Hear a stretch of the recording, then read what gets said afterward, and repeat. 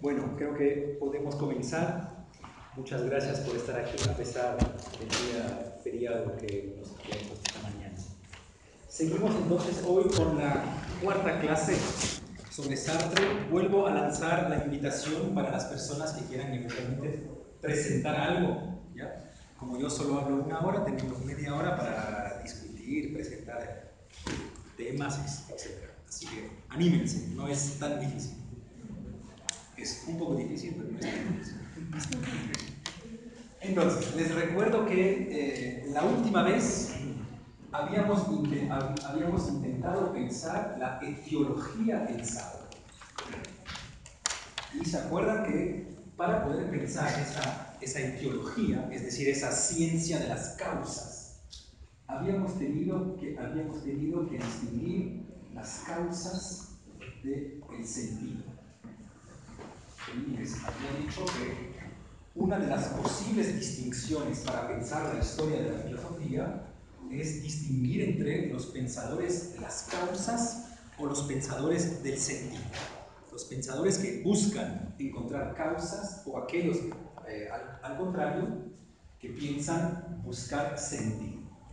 Y solo aclaro un punto porque se me hizo una pregunta la última vez. En realidad, para los pensadores que piensan que todo en el mundo se resume al sentido, entre ellos también deberíamos distinguir otra vez entre dos tipos de filósofos. Porque en realidad habrían tres filósofos.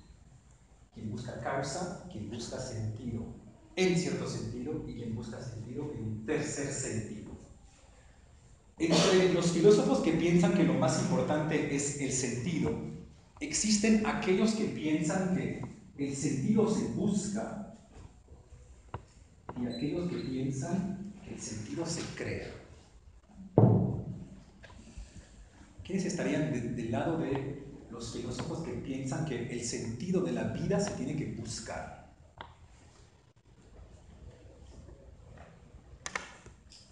Si ven que si el sentido de la vida se tiene que buscar, pues es porque necesariamente alguien más lo ha dado.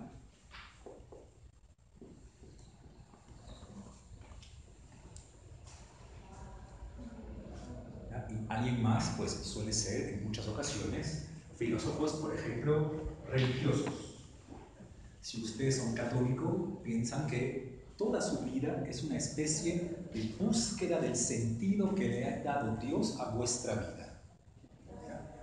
Dios les ha creado por alguna razón, pues ustedes se pasan 80 años buscando por qué. Sartre está al contrario de este lado. Es decir, del lado de los filósofos que piensan que la vida de por sí no tiene sentido. Lo que no significa que debamos suicidarnos todos. Al contrario, puesto que la vida no tiene sentido, pues es lo mejor que nos puede pasar, porque este sentido vamos a tener que crearlo. Esa es toda la rama de la filosofía que viene en realidad desde Nietzsche. Con esta frase magnífica de Nietzsche, creamos nuestras vidas como si fuesen obras de arte. Debemos construir nuestras vidas, porque nadie más podrá hacerlo para nosotros. ¿Ya? Entonces, solo quería aclarar eso antes de comenzar, para que vean que hay dos maneras de pensar el sentido en filosofía. O bien se busca, porque ya existe, o bien se crea, porque no existía antes. Hago un pequeño paréntesis.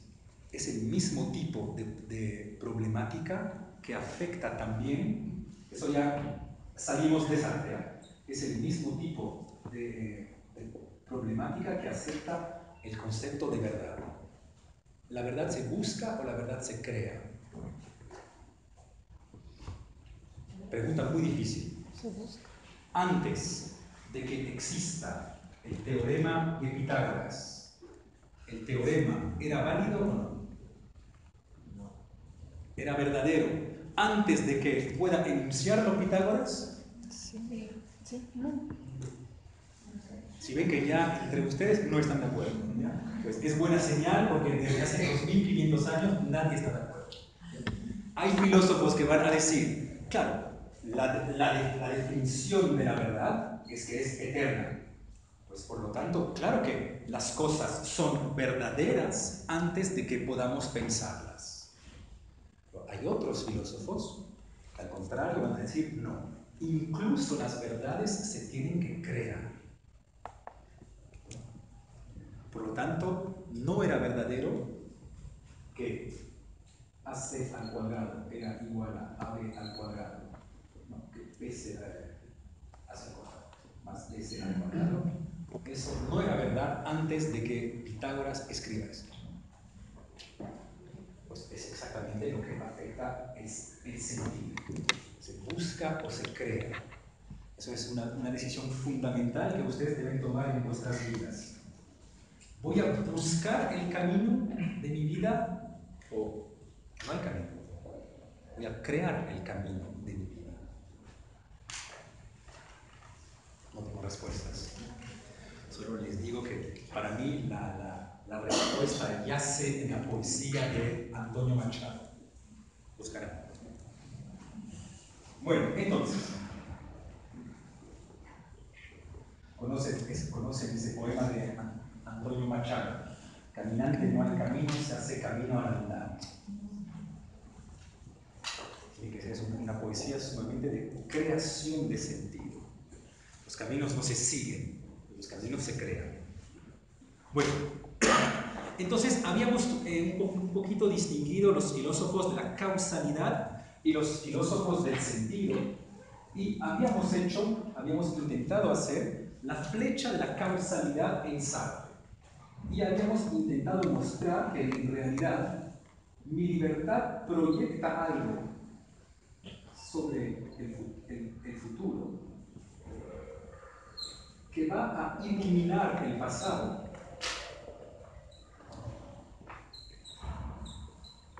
que determina el presente. Por lo tanto, no significa en Sartre que no existan causas, las causas están ahí, en la flecha pasado-presente, pero las causas están en realidad ellas mismas determinadas por un proyecto que yo lanzo sobre el futuro. Y creo que habíamos llegado hasta ahí. Por lo tanto, podríamos decir que toda la filosofía determinista, que intentó contarnos que no hay libertad,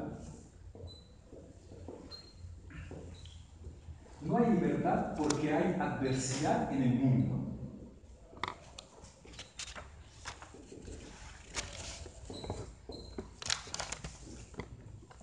Que es, por ejemplo, no quiero atacarles porque sé que el precio a pagar es muy alto, pero por ejemplo Foucault o por ejemplo Bourdieu, que piensan que al final nuestra libertad está limitada o está situada porque hay cierta adversidad en el mundo que obstaculiza mi libertad. Pues Sartre piensa, antes de ellos, exactamente lo contrario. Solo puede haber adversidad para una libertad.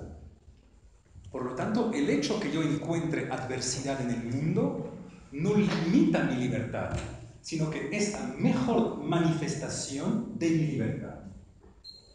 Solo hay obstáculos para una libertad.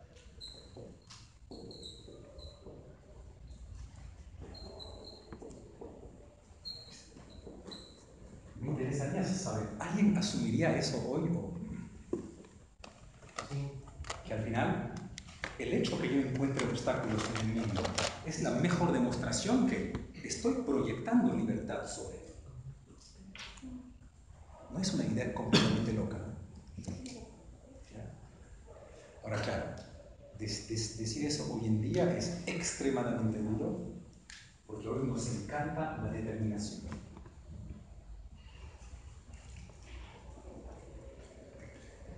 Por eso Sartre escribió en 1945 un artículo súper polémico que se llama La República del Silencio.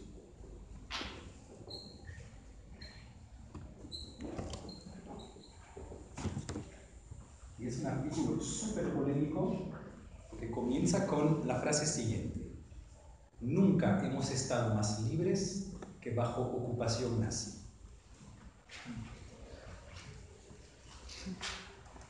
Si ven que ahí solo hay dos opciones, ¿eh?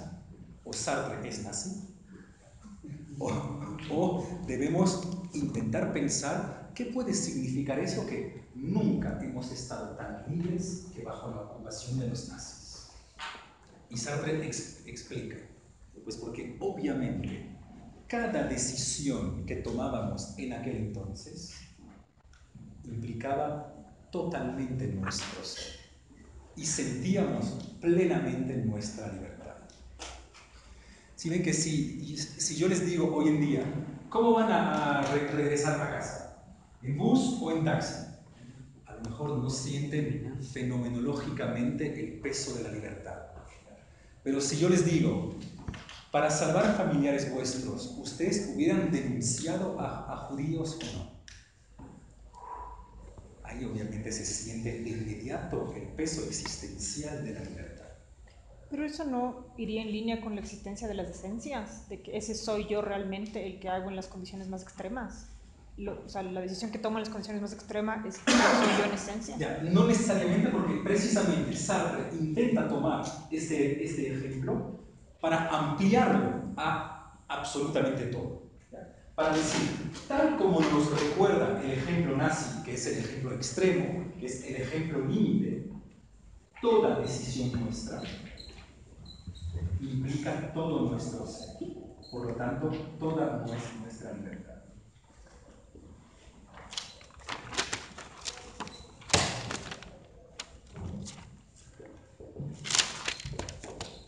¿Quién me da un ejemplo de eso? ¿Regresar en bus o regresar en taxi implica una inmensa diferencia? No, a la final la decisión sigue siendo una decisión y no importa si es que es difícil o si es que es fácil, o sea, si es que estás en un campo de concentración o si es que estás en un bus, sigue siendo una decisión y te constituye como ser. La idea es que toda decisión implica un mundo y implica mi mundo.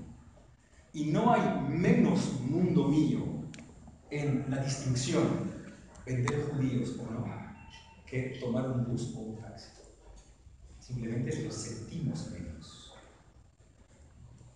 ¿Por qué podría ser angustiante fenomenológicamente la decisión regreso en bus o regreso en taxi? ¿Qué es lo que implica? Si ven que son dos concepciones del mundo muy diferentes. Porque primero implica cierta relación con el mundo de las finanzas.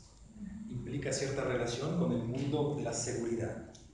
Implica cierta relación con el mundo de las políticas públicas. En realidad, en esta pequeña decisión, regreso en bus o regreso en taxi, podríamos desplegar un mundo entero, con dos concepciones radicalmente diferentes del mundo. Pues en cada una de nuestras decisiones, aunque no lo sintamos así de manera tan fuerte, estamos completamente, estamos plenamente ahí. ¿Y por qué estamos plenamente ahí? Pues estamos plenamente ahí porque, tal como bien lo vio Spinoza, aprendan esta frase latín de memoria, pueden sacarla en las cenas internas para mirar.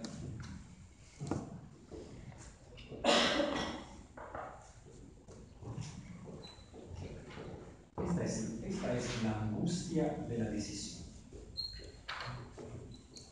Omnideterminación es negación.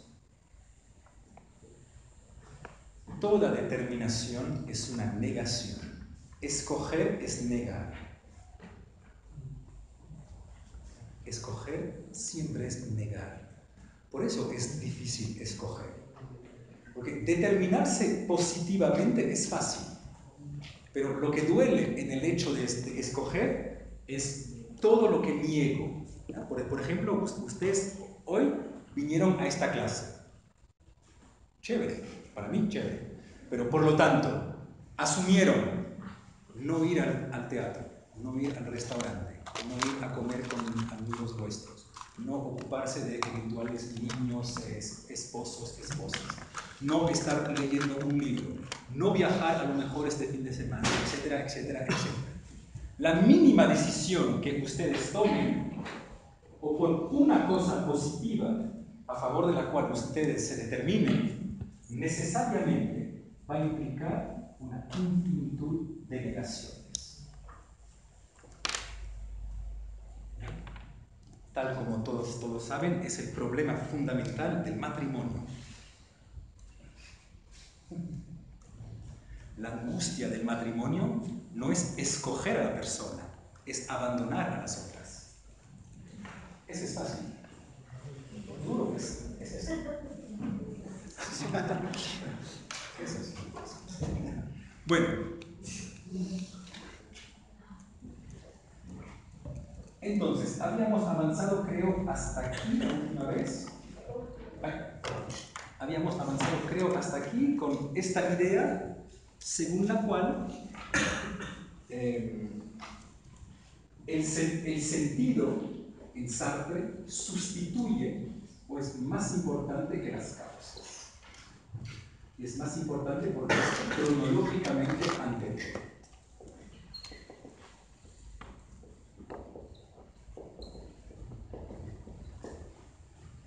El sentido es cronológicamente anterior a la causa. Por eso también habíamos dicho, eso es un tema muy importante en Sartre, que la voluntad es una especie de estafa, o es una especie de juego.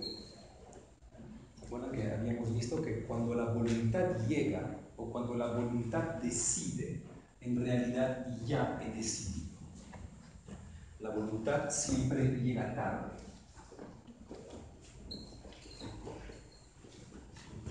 Habíamos visto, ¿no? Y llega tarde simplemente porque las dos opciones que la voluntad se crea ya están valoradas antes de que llegue la voluntad. Y ya están valoradas por mi proyecto.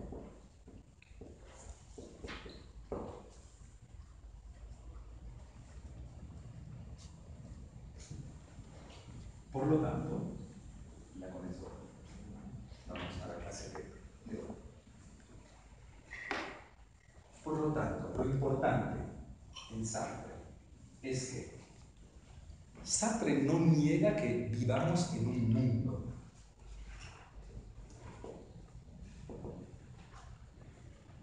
Pero siempre piensa que el mundo en el cual vivimos está determinado por nuestra libertad, o está iluminado por nuestra libertad.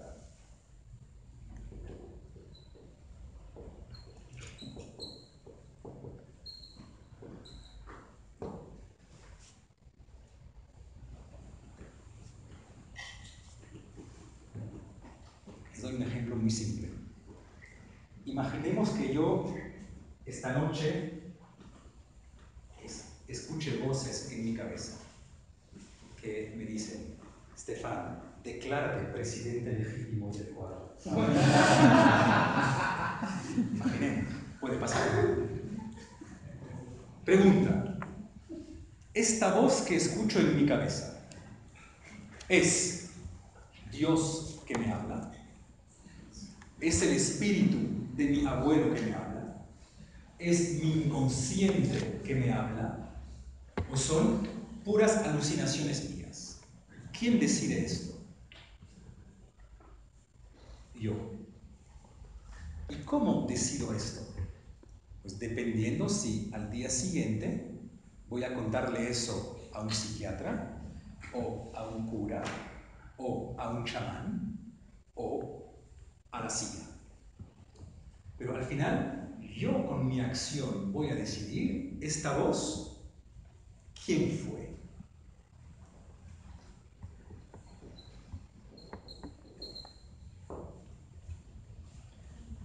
Por eso nadie puede darnos realmente consejos. Imaginemos un estudiante una estudiante mujer de la Universidad Católica que se pregunte si debe abortar o no. Y ella, en vez de ir a preguntarle a un cura, viene a preguntarme consejos a mí. Pues ya ha escogido. O sea, no necesita que yo le dé consejos. Ya ha tomado su decisión. Y nosotros, de hecho, bien sabemos en ejemplos menos trágicos que cuando vamos a pedirle consejos a alguien, escogemos a la persona a la cual vamos a pedirle consejos. ¿Y cómo escogemos a la persona? Pues dependiendo de la respuesta que nosotros ya hayamos decidido.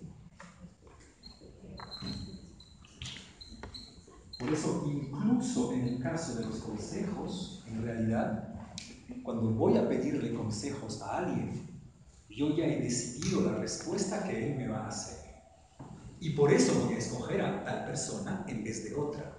O sea, sería como una especie de reafirmación de lo que quiero. Claro, es decir, voy a hacerme el jueguito de la voluntad. Voy a ir a ver lo que me dice el cura sobre si debo abortar o no. A ver qué me va a decir. No, ya sé lo que me va a decir.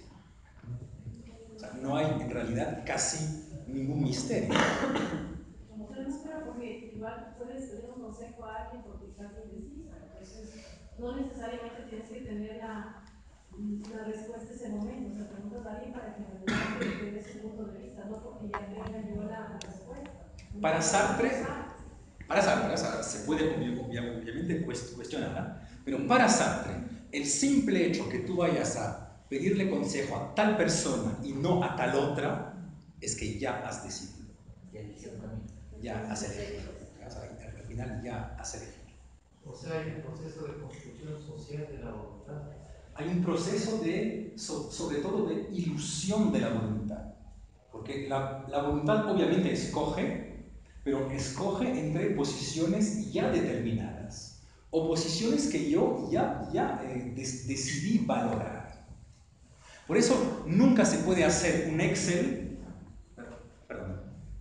¿Sí? Hay algo de anticipatorio. Sí. Hay una anticipación. Esa anticipación que es decir, es porque noto que hay un movimiento en la esquematización, un movimiento del tiempo que rompe cierta lógica cronológica y que se vuelve anticipatoria, una retrogradiencia, pero a su vez una progradiencia. Absolutamente, es exactamente eso. Por eso les comentaba que nunca se puede hacer un Excel para escoger a las parejas. No sé si notaron eso. Pues intenten hacerlo esta noche. Háganse un Excel con las características de dos personas, hombres o mujeres, no importa. Belleza tanto, inteligencia tanto, ventaja social tanto, posibilidad de mejora profesional tanto. Ese Excel ustedes claro que pueden hacer, pero hay algo que no pueden hacer de manera objetiva, sino solo a la luz de un proyecto. Y es, ¿cómo yo voy a ponderar esas características? Una vez que yo pienso saber que alguien es belleza 8, el otro belleza 7, pero que por otro lado hay inteligencia 4 e inteligencia 8. Pues al final, ¿cuál importa más? Yo voy a decidirlo. Por eso no debería decir eso en una universidad. Por eso no hay evaluaciones objetivas. Es una pura ilusión. Ningún profesor evalúa objetivamente. Es falso. Pero no porque somos malos, no porque somos diabólicos, pero porque hay porque hay ciertos parámetros que no pueden ser objetivizados. Se deben tomar decisiones. Pensarán en eso muy importante. Los consejos. El consejo es un problema filosófico muy importante justamente por esta razón. Porque el consejo es el típico caso dentro del cual como no soy capaz de asumir mi decisión, voy a buscar a la persona que me pueda convencer que mi decisión es la buena.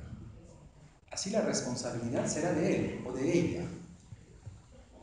¿Sí ven que pedir consejos siempre es intentar escaparse a sí mismo, intentar mentirse a sí mismo, ¿ya?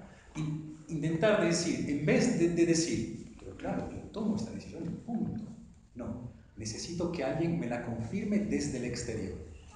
Tati. Puede ser que un poco eso se valida con el tema de que cuando nos dan el consejo que no nos gustó, o hay personas que tienden a enojarse y es como, si no te gusta lo que te digo, ¿para qué me lo preguntas?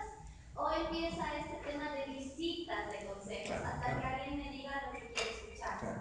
Imaginemos que mi mamá me diga, Estefan, regresa a Francia inmediatamente. Y que mi padre me diga, no, Estefan, quédate en Ecuador, estás bien. Al final, y yo voy a decidir a quién escojo.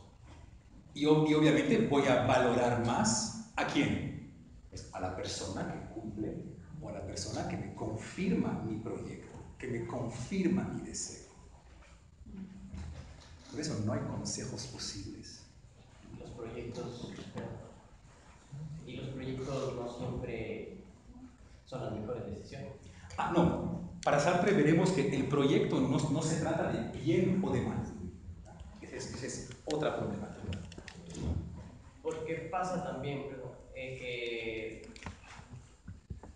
o sea, que terminas haciendo lo que no querías hacer. Eso para Sartre no. No. Para Sartre siempre haces lo que querías hacer. O sea, a lo mejor no querías confesarte que es lo que realmente querías hacer, pero lo querías hacer. Si no, no lo hubieras hecho. O sea, y en eso creo que Sartre tiene razón, pero se puede discutir. Yo no tengo ninguna razón de pensar que la gente no hace lo que realmente quiere hacer. No tengo ninguna razón. No sé si te estás refiriendo más bien al éxito o al fracaso de lo que intentas hacer, ¿no? Es que tú a veces sí pones en una balanza qué es lo que quiero y qué es lo que me conviene. Para Sartre no. ¿Ya? Porque para Sartre la balanza es la estable. Cuando tú armas la balanza, ya has decidido. Porque de todas maneras... Cosas que no quiero, o sea, yo al menos no sé si he tomado decisiones que no quería tomarlas, que ni siquiera me convenían. No soy psicólogo, no puedo ayudar. Es que la verdad se termina recayendo en que fue una decisión. O sea, que yo opté. Claro, o sea, fue una decisión tuya. Puede haber sido una mala decisión, o sea, puede haber sido una confesión, por ejemplo. No me convenía para nada decirla, pero no sé por qué opté por tomar esa decisión. Entonces, ¿sabes por qué? Claro, ¿sabes por qué? Porque era tu verdadero proyecto.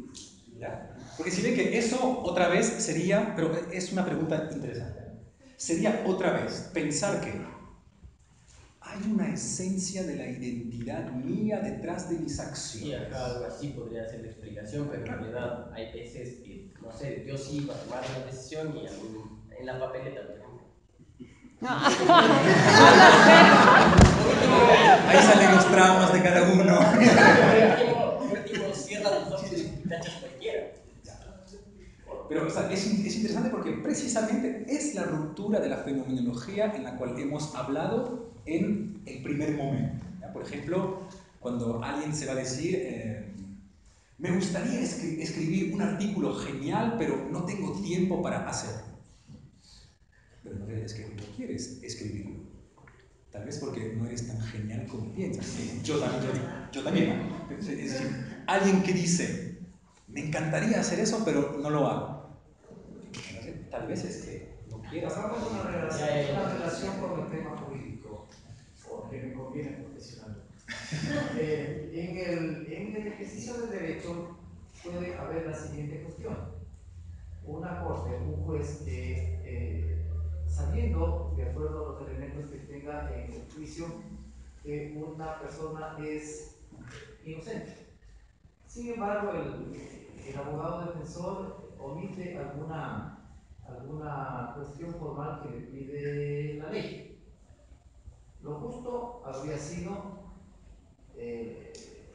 inculparlo o declararlo inocente a esa persona que es culpable de algo que no hizo, un delito, pero por la omisión de su abogado defensor, el juez se ve obligado posiblemente contra su conciencia, a aplicar la ley.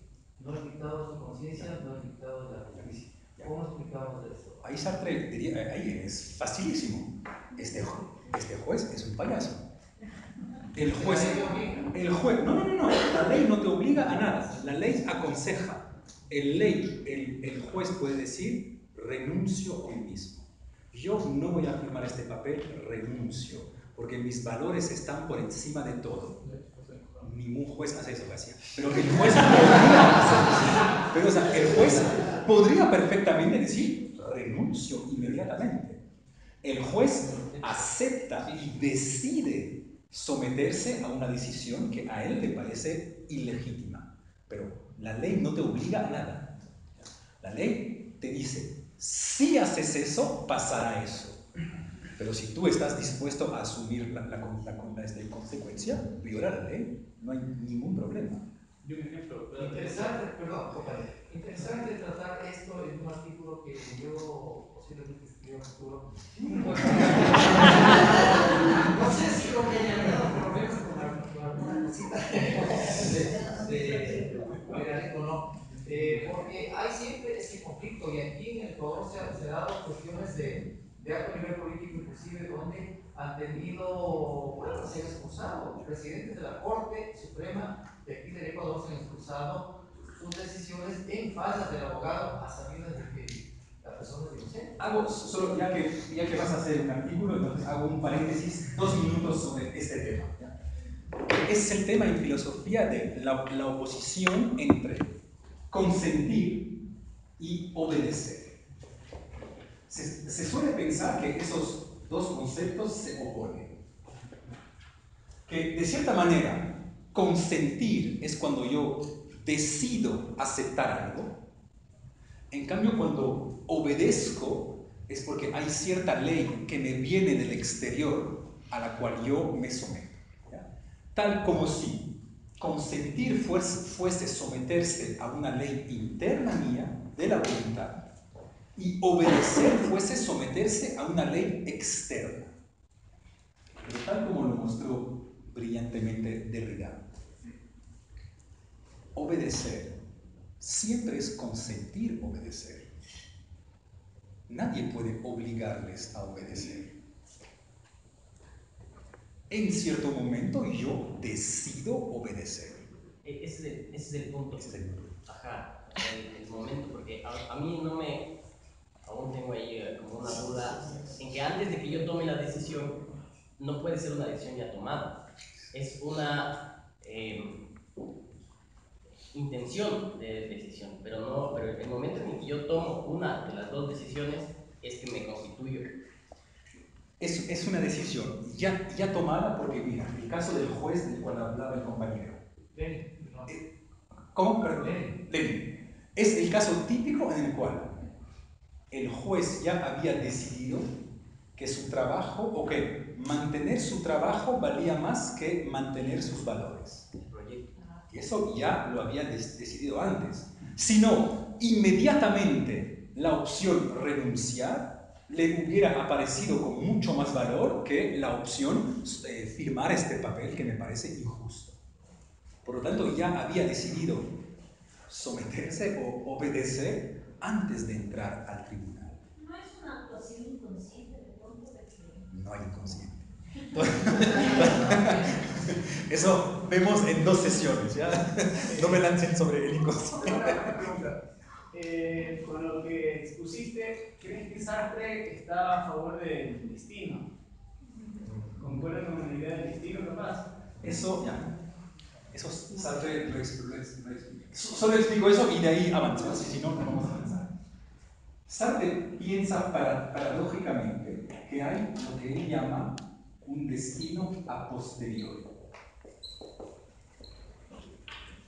Si ven que el destino se suele pensar como algo a priori. Se suele pensar que hay en el cielo o no sé dónde escrito mi vida, escrito mi proyecto, y que yo solo sigo este proyecto. Miren el genio de Sartre. Sartre invierte eso. Puesto que en cualquier momento de mi vida hubiera podido actuar de otra manera, pero que no lo hice, pues yo me he creado un destino a posteriori. Pero no porque ese destino limitaba mi libertad, sino porque mi destino es mi libertad.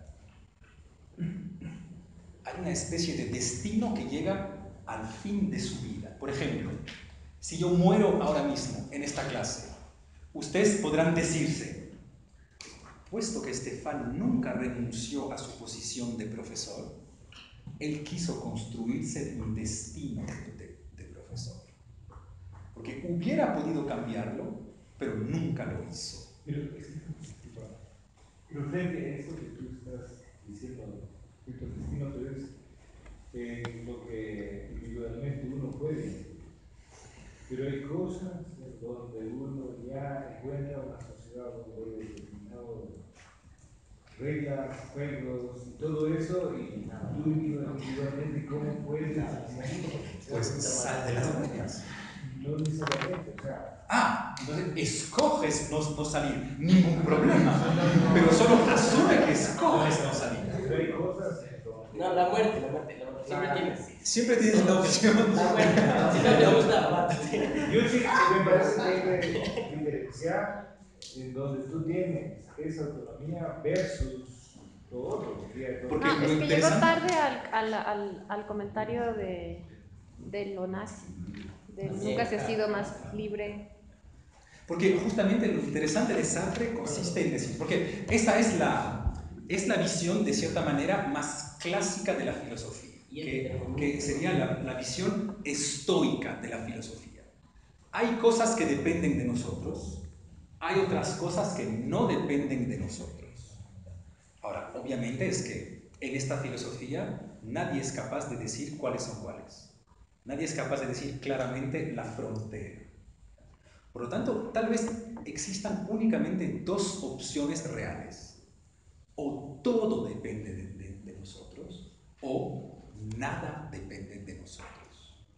Y pues Sartre es precisamente la apuesta filosófica que todo depende de nosotros. ¿Pero qué quiere decir cuando Sartre dice que mi libertad proyecta algo sobre el futuro y que de eso depende el pasado presente? Eso hemos visto la última vez, porque ya está. ¿Quién le da un ejemplo? Mi libertad proyecta algo sobre el futuro que ilumina mi pasado de cierta manera que me determina para actuar hoy en el presente. ¿Se acuerdan que es el círculo? ¿Ya? Es justamente esa flecha loca de la cual hablamos. Pero no es una locura mía, está en el texto. Si uno puede entender que algo en el futuro. Ya, entonces, por ejemplo. Pasado presente. Ya, dale. Te lanzaste, dale. Tus padres pueden determinar que tú escojas casarte y tener una familia para siempre, o puedes determinar seguir los pasos de tus padres, divorciarte, pero todo depende de tu proyecto. Pero eso fue un pasado. No, depende de tu proyecto que tú escoges del pasado. ¿Quién lo explica? Es así. En el futuro, esta causa que dice eso puede determinarte que tú o tengas una influencia del pasado, no quieras casarte nunca, o haces el matrimonio perfecto. Esto es un evento que pero tu proyecto es lo que tú decides hacer con eso. Como tú resuelvas lo que quieres en base a lo que tuviste en tu pasado. Entonces, tu proyecto del futuro te ilumina más de tu pasado y marca su decisión de este momento de cómo quieres actuar para llegar para esa causa. Entonces, la causa está en tus estudios y tu futuro se va a determinar o se va a dar el sentido a que te determinó ese pasado. Pero eso no se determina nada, sino le da sentido después. Lo hago rápido, así, en 40 segundos. Lo que determina, digamos, el hecho que hoy me case o no, no es cada uno con sus dificultades psicoanalíticas, El hecho que yo determine que hoy me case o no es el hecho que mis padres hayan divorciado o no cuando yo era niño.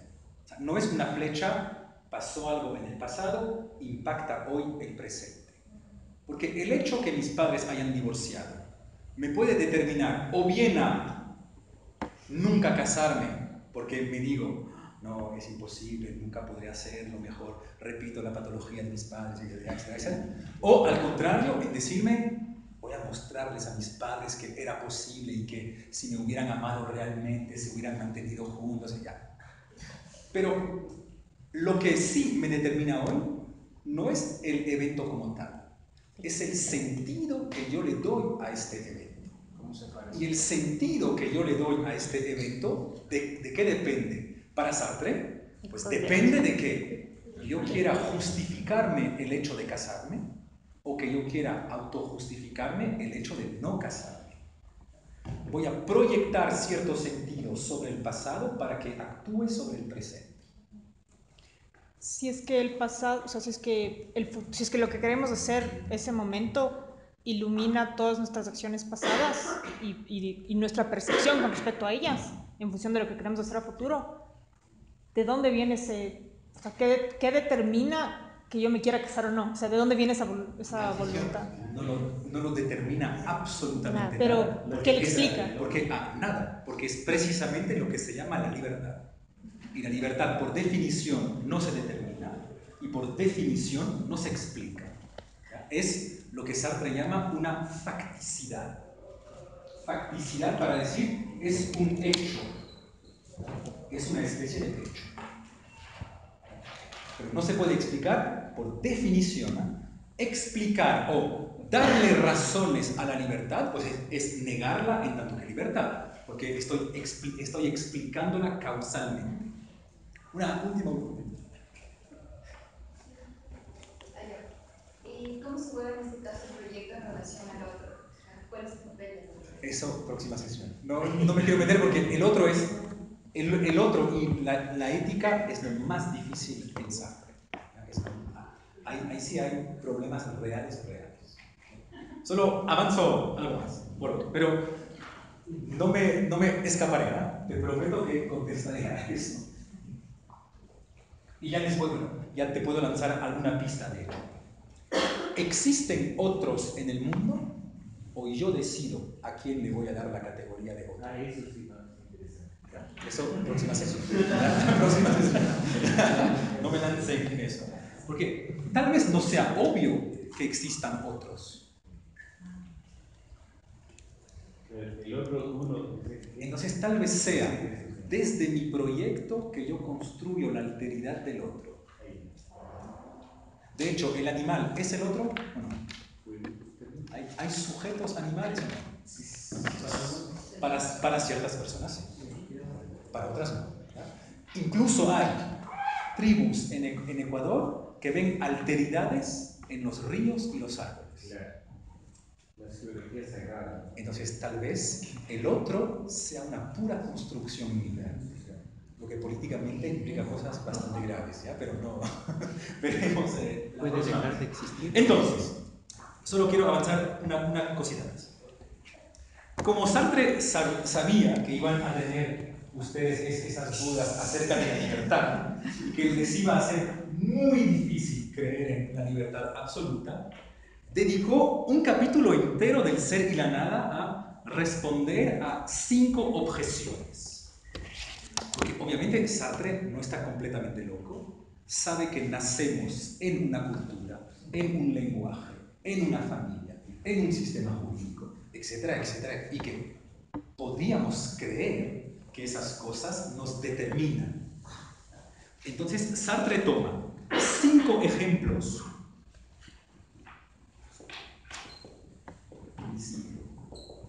mi pasado, mi entorno, mis entornos, el otro y mi muerte, para decir, podríamos hacerme la objeción según la cual esas 5 cosas son la mejor demostración que la libertad no existe. Porque hay como mínimo 5 condiciones que al parecer pues, obstaculizan mi libertad. Y es una pregunta muy legítima. O sea, de hecho, ustedes mismos tuvieron esas preguntas. Y Sartre responde a cada una de esas cosas para decir, no, ni mi sitio, ni mi pasado, ni el entorno, ni el prójimo, ni la muerte son obstáculos a la libertad. Más bien, solo existen o solo pueden existir para una libertad. No vamos a verlos todos, pero veamos, por ejemplo, mi sitio. Mi sitio. Yo nací dentro de cierto país, dentro de cierto momento histórico. Es decir, la geografía y, digamos, el tiempo. Eso, al parecer, yo no lo escogí. O sea, me determina completamente. Y no obstante, dice Sartre, no me determina. Y no me determina por una simple razón. Solo existe algo como un sitio para una libertad. Y voy a darles ejemplos.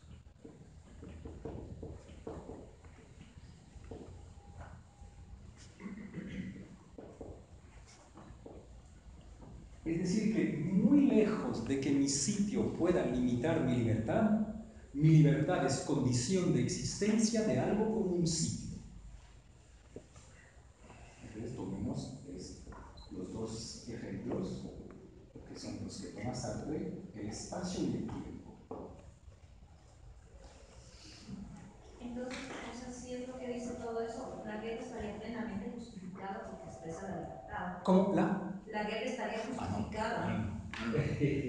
Para Sartre no. De momento nunca les hablé de bien, de mal, de justo, de injusto. De momento solo Sartre intenta describir la realidad del sujeto humano. ¿Ya? Porque veremos precisamente que la guerra tal vez sea la violación del proyecto del otro. Y ahí comienza la ética. Ahí comienza el diálogo con el otro. Pero esto me trae a colación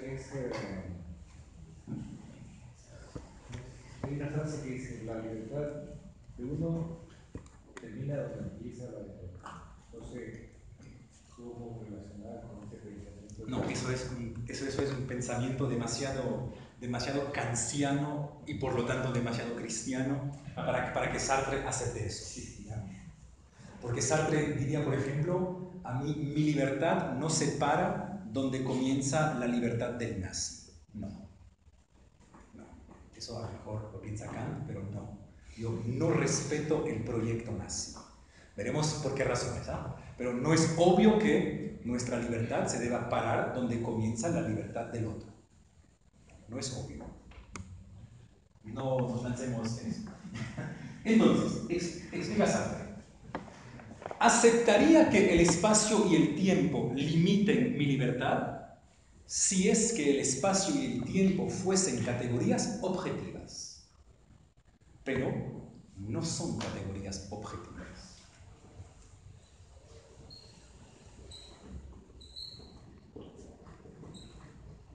Y si no son objetivas es porque obviamente dependen de un proyecto.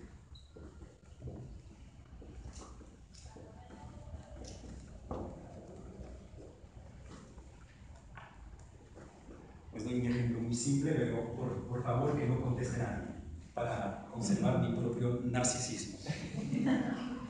1 hora y media de clase sobre Sartre, ¿es largo o es corto? Que no contesten a mí. Así que objetivamente no es ni corto ni largo.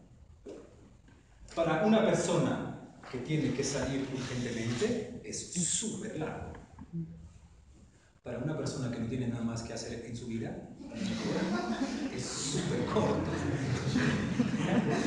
Pero sí ven que el tiempo no es un dato objetivo de la vida humana. El tiempo es una vivencia.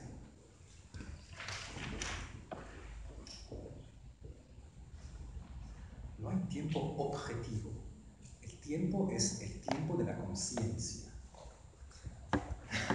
Eso es algo que, sin decirlo de manera así explícita, Sartre retoma de otro filósofo francés que se llama Henri Bergson.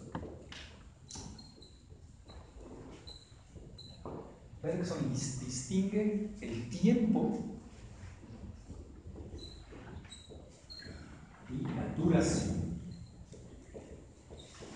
Henri Bergson, filósofo francés vitalista de comienzos del siglo XX, una persona muy famosa. Fue profesor en el Colegio de Francia y tuvo como estudiante en algunas ocasiones a Antonio Machado. Y Bergson dice, no debemos distinguir el tiempo de la duración. El tiempo es el tiempo de la física. En aquel entonces pensaba ser un tiempo objetivo. En cambio, la duración es la duración de la conciencia. Es decir, la vivencia o la manera que tenemos cada uno de experimentar el tiempo. Y si ven que es casi imparable, porque es algo que todos experimentamos. Una hora no es ni largo ni corto, depende en qué hacen en esta hora. Por lo tanto, el tiempo y el tiempo que realmente nos interesa, es decir, el tiempo nuestro, pues es un tiempo subjetivo, es un tiempo que depende de nuestra libertad. ¿Vivir 80 años es largo o corto? Corto. Para mí no solo es corto, sino que es un escándalo. Pero no es obvio. A lo mejor hay personas que pueden legítimamente pensar que es extremadamente largo. Todo depende de la calidad de vida. Todo depende, y más que de la calidad de vida del que lo tiene. ¿Cómo se siente? Porque bien existen personas que podrían valorar de manera positiva una calidad de vida súper baja. Por ejemplo, hay ciertas comunidades religiosas en las cuales se valoriza el dolor. ¿Por qué no? No es mi caso. Entonces, si ven que ni siquiera el tiempo limita mi libertad, porque el tiempo depende de mi libertad. ¿Qué pasaría con el espacio? Las categorías cercano o lejano. ¿Yo vivo cerca de mis padres o vivo lejos de mis padres? Pues depende de la relación que tengo con mis padres. Si tengo relaciones muy malas, a lo mejor estar a 15.000 kilómetros me parece demasiado cerca. Si tengo relaciones súper buenas, pues me parece extremadamente lejos. Pero no hay espacio objetivamente cercano o espacio objetivamente lejano. Una vez más, es mi libertad que determina eso. El espacio y el tiempo, lo que vemos, formas de ser, por decirlo así, de la conciencia, ¿son dos cosas diferentes o se entremezclan y ayudan? Porque yo tengo entendido que en algún, por lo menos el user, como que las dos categorías son como una zona, por decirlo así. No hay una diferencia entre espacio y tiempo. Para Sartre, sí, para Sartre permanecen diferentes. Permanecen diferentes porque el tiempo es la categoría de la sucesión y el espacio es la categoría de la simultaneidad. Entonces son dos categorías. Para él, son dos categorías muy diferentes. Pero si ven que, una vez más, es algo no solo que se entiende perfectamente, sino que se vive de manera evidente. Todos experimentamos que el tiempo y el espacio dependen de nuestra libertad. Lo mismo sucede para mi pasado. No vamos a hacerlos todos, ¿no? Porque si ven que la mecánica al final de Sartre siempre es la misma. Acepto que esas categorías existan, pero no limitan mi libertad porque son ellas que están determinadas por mi libertad. Por lo tanto, mi libertad precede eso. En mi pasado ya hemos hablado mucho de eso, ¿no? Pero si ven que el pasado es lo que más podríamos pensar que limita mi libertad. ¿Ok? Pero mi pasado, por definición, no existe. O ya no existe. Por lo que para que mi pasado pueda existir, tiene que existir bajo el proceso de la memoria. Y esta memoria no es una memoria absoluta, es una especie de filtro. Yo traigo ciertas cosas de mi pasado. No traigo todo, nunca. ¿Y qué es lo que determina este filtro? Obviamente, mi proyecto. Y eso no solo es válido para los pasados individuales, es también válido para los pasados colectivos. Lean los libros de historia de las escuelas primarias, en cualquier país del mundo, no solo aquí, en cualquier país del mundo. Nadie puede hacer un libro de historia neutro. Si en Francia, en algún momento, alguien debe tomar posición. Hemos matado al rey para crear una república. Pues el simple hecho de decir eso ya es una posición mía. Porque si ven que dije, hemos matado al rey. No dije, hemos asesinado al rey. Alguien a favor de restablecer la monarquía les hubiera dicho, hemos lamentablemente asesinado a nuestro pobre rey. Yo digo, por suerte matamos al rey. Cada uno sus posiciones. O sea, sin duda, ahí como tú siempre pones el antes y después, el proyecto de vida que cada uno tiene, ¿no? Entonces, claro, el pasado es muy importante en la medida de que también a partir de ese proyecto tú puedes también resignificar ese pasado, ¿no? Y es muy importante hacer ese ejercicio permanentemente, ¿no? Y sobre todo por lo que heredamos y por lo que nos heredamos y nos imponen, sobre todo una cantidad de códigos, de valores y todo eso sobre el pasado nuestro y también el pasado social, ¿no? Y claro, frente a eso sí hay que trabajar con mucho cuidado porque especialmente en esta área del patrimonio histórico, el patrimonio histórico, ¿no? Porque sí hay una corriente que trata como de recuperar el patrimonio y aferrarse a determinadas cosas que a lo mejor ahora ya no tienen razón de ser. Pero lo importante, sí, pero solo preciso una cosa. Lo importante en este caso es que no se puede distinguir entre personas que harían un trabajo neutro de historia y personas que interpretarían a la historia. La historia es un proceso de esta interpretación. No hay otra opción. La pelea no es entre personas buenas y malas. No hay otra opción. Y en la vida colectiva, en la vida incluso personal, eso se siente perfectamente. Porque me acuerdo de ciertas cosas y de otras no.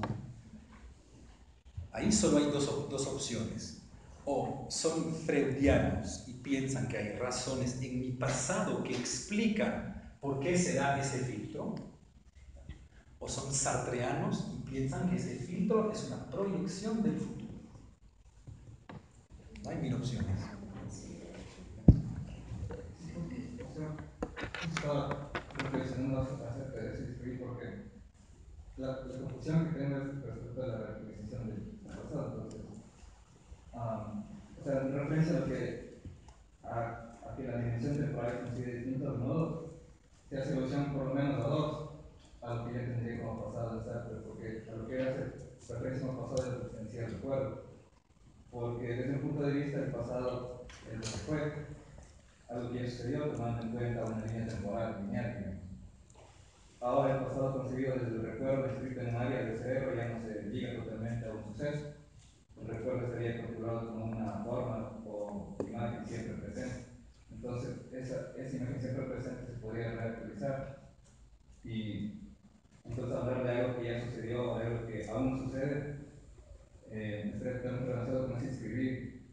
instante, o sea, en el presente ya...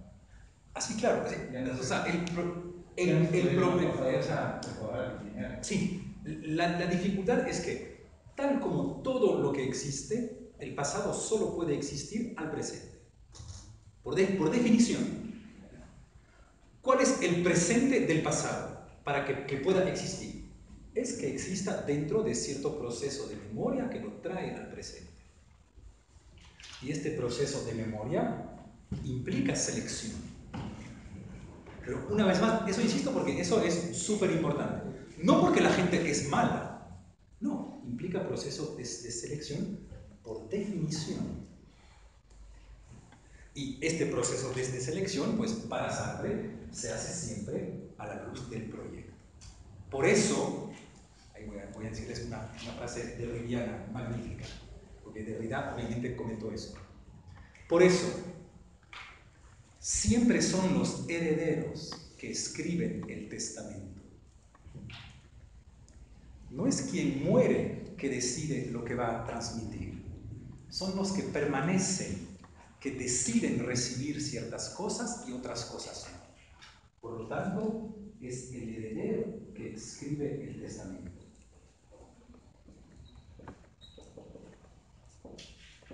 Les toca a ustedes escribir lo que fue la colonia. No hay otra opción. Les toca a ustedes. La colonia no fue nada. Les toca a ustedes decir lo que fue. No tiene sentido, o sea, que no había... existe el pasado, digamos, no existe el pasado, como que traídos por la memoria, pero entonces sería, digamos, un poco individual y no habría en sí historia de pueblos, historia... Ah, no, al contrario, hay una historia. Hay una historia, pero toda historia, y eso, porque de cierta manera, lo que les estoy diciendo ahora mismo, ya lo sabían. O sea, no es gran noticia que les estoy contando, que toda historia es una interpretación. Toda historia es una hermenéutica, por decirlo con los grandes conceptos.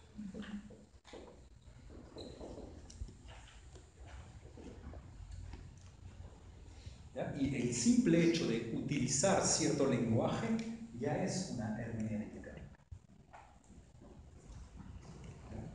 Si yo les hago una encuesta hoy en día y les pregunto, ¿qué pensaban ustedes del expresidente Rafael Correa? O si les digo, ¿qué pensaban ustedes del ex dictador Rafael Correa? Ni preguntes eso. Pues ya está. Ya está en mi encuesta la respuesta. Ya está. Un autor francés, Pierre Nollat, intenta de alguna manera zanjar esa cuestión y divide entre dos categorías, que es la historia y la memoria colectiva.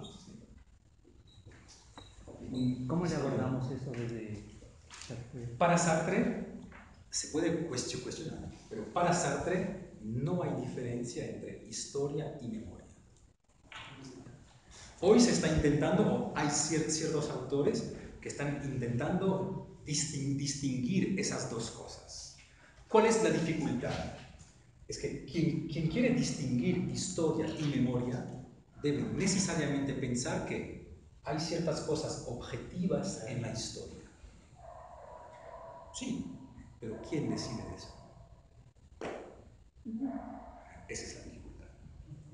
Y más aún, desde el simple hecho del lenguaje.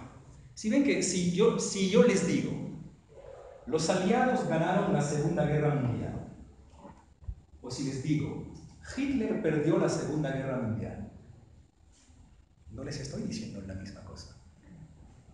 Ya tomé una decisión política sobre lo que yo les estoy diciendo. Por lo que, para Sartre, estamos condenados a la hermenéutica.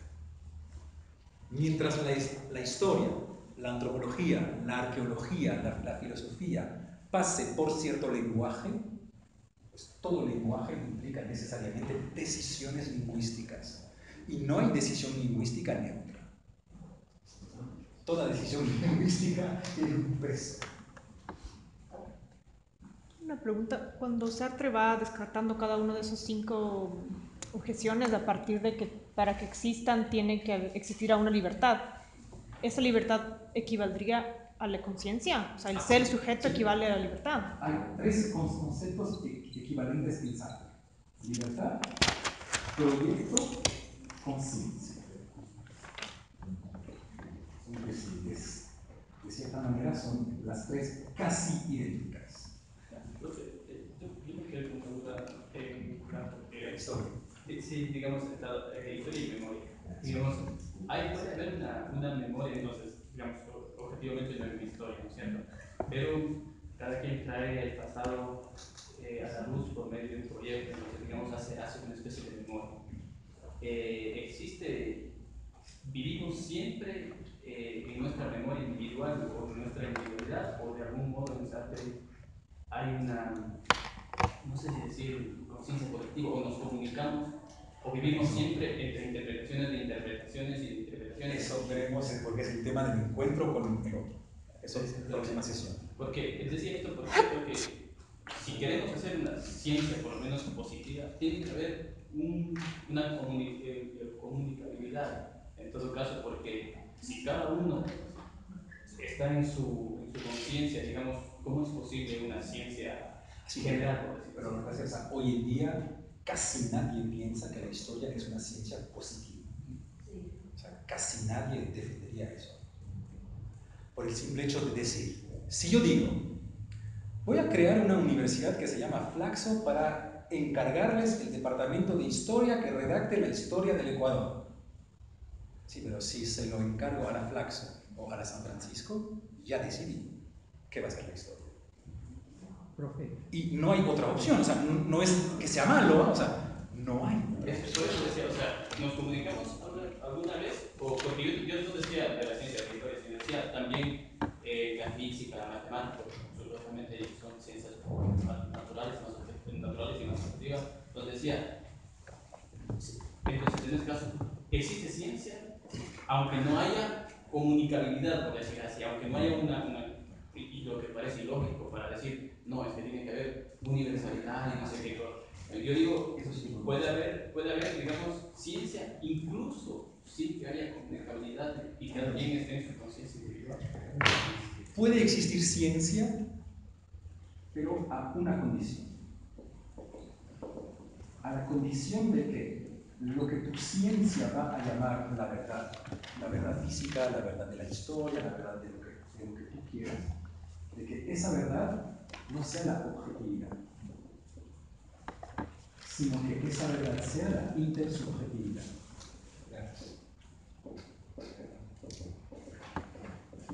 Es verdad que hubo una gran revolución en Francia en 1789, pero no es verdad porque realmente se dio en París. Es verdad porque todos nos hemos acordado sobre el hecho que es una verdad. Es un cambio del concepto de verdad. Para los que manejan esos temas, es un poquito, en este caso, el precursor de Latour. ¿Han escuchado ese nombre alguna vez? Latour, ¿ya? Que precisamente habla de ciencia como proceso social. Por lo que ya no es una relación exterior con la realidad.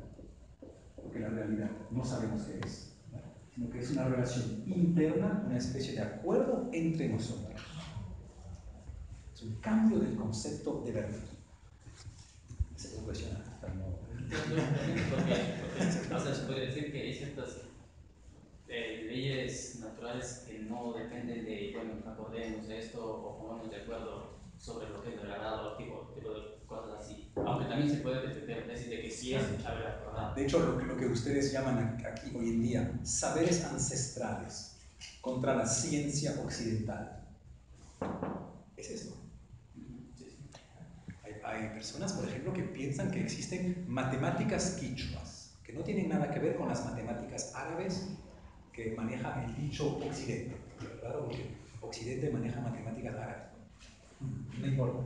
Pero hay personas que van hasta cuestionar la objetividad de las ciencias más puras como las matemáticas, ¿no? Cambio climático. ¿Cómo? Cambio climático. Así, eso, peor aún. Hay cambio climático. Una última cosa para todos. Vamos a hablar un poquito de mi muerte, porque mi prójimo lo hacemos la próxima vez. Obviamente, se puede pensar que lo que limita mi libertad es la muerte.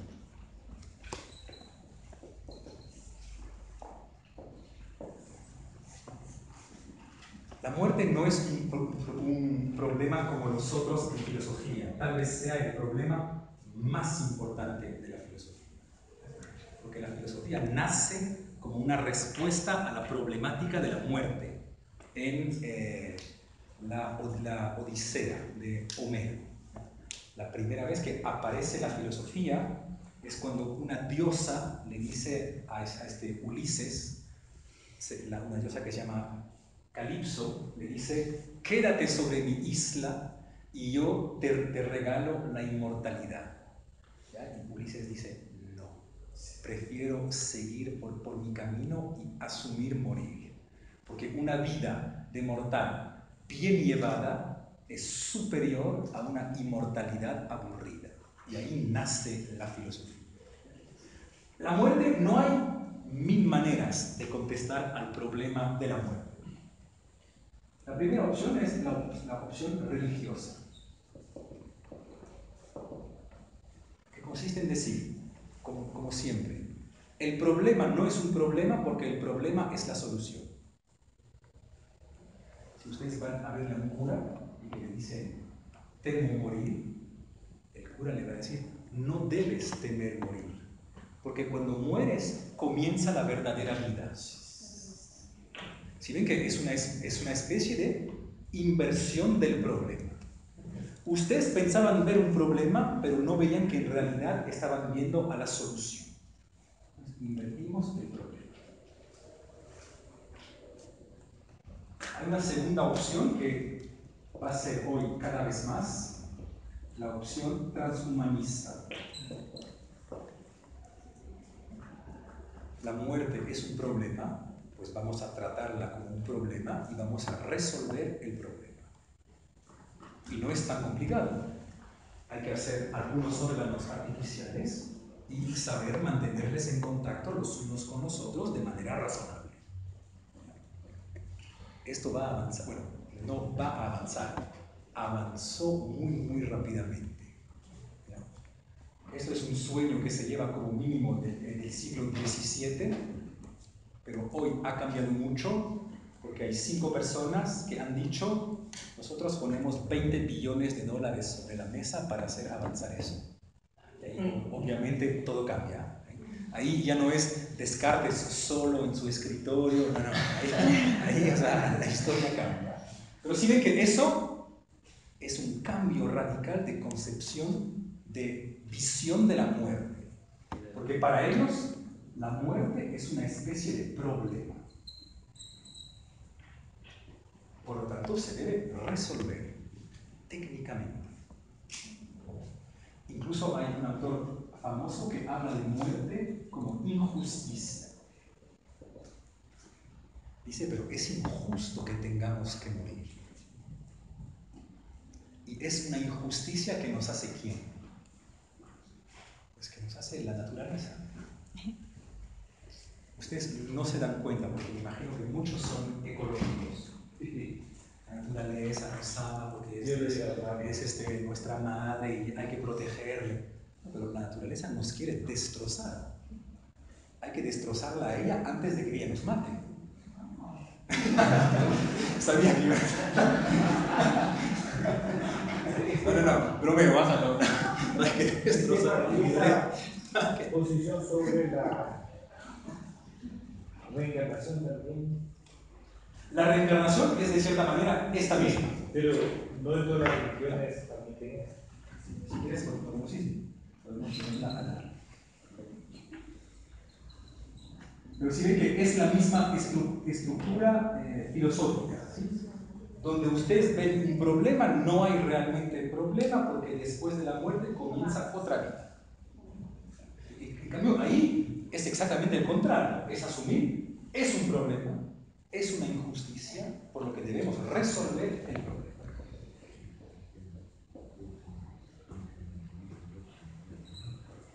Hay una tercera opción, que consiste en decir: la muerte no es un problema y no hay que temerla. El manual de Epicuro.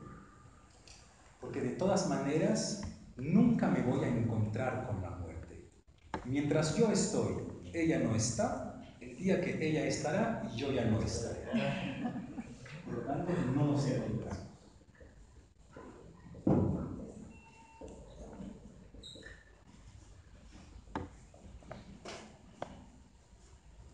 Solo dos más. Hay una cuarta opción, que sería la opción de la filosofía griega, que consiste en decir: el problema no es la muerte, el problema es la vida. Porque quien ha vivido una vida plena no teme morir.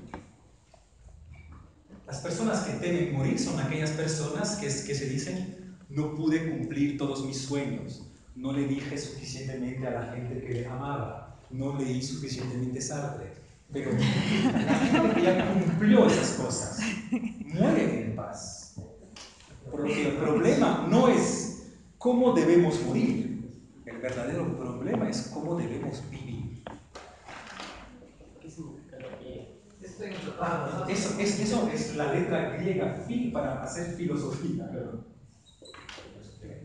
Esta última está en el Tratado de las Almas de Platón, ¿verdad? Este sí, por ejemplo, no en las almas, el Fedón. El texto que se llama el Fedón. Sí. Y la República. Pero sí de que si tuvieron una vida plena, se van en paz. ¿Es verdad eso? No. Bueno, nunca nada es suficiente. Ahí no tengo ciertas dudas. Bueno. Y en fin hay la opción sartreana, que siempre es la mejor porque les sabe. ¿Puedo borrar? No. A ver, con lo que hemos visto, ¿quién me explica cuál es la opción sartreana?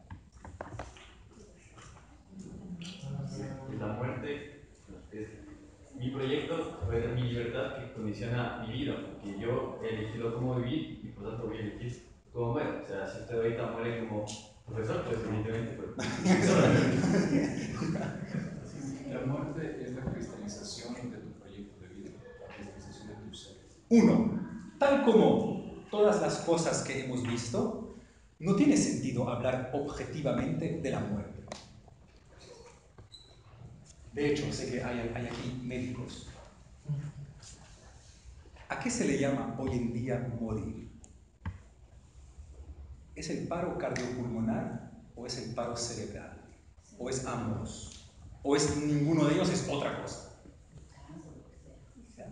Yo no tengo claro a qué se le llama realmente muerte. Edison, ¿hay una definición oficial? Hay legal, pero no oficial. ¿Pueden poner hora de muerte? Pero ¿cómo hacen ustedes para entonces decir hora de muerte? Muerte cerebral, regularmente. Es la cerebral. Tiene que ir una vez más. Que sea muerte cerebral o que sea muerte cardiopulmonar, es una decisión. Es una decisión política. Por lo tanto, es una decisión que está vinculada a cierto proyecto. La muerte objetiva no existe. No tiene sentido hablar de muerte objetiva.